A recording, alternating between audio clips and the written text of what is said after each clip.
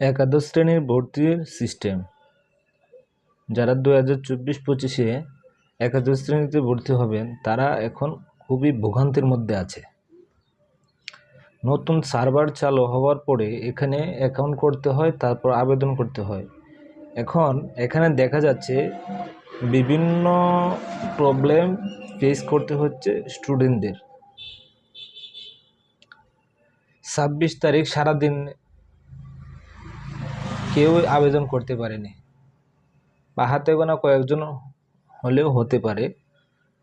26 তারিখ পেরিয়ে 27 তারিখ পেরিয়ে আজকে 28 তারিখ, এখন পর্যন্ত সার্ভারের জটিলতা শেষ হয়নি, বা সার্ভারের যে সমস্যাগুলো আছে ওইগুলা তারা এখনো সলভ করতে পারেনি। হাতে গোনা কয়েকজন হয়তো আবেদন করছে, বাকিরা সকলেই এখন পর্যন্ত আবেদন করতে পারে।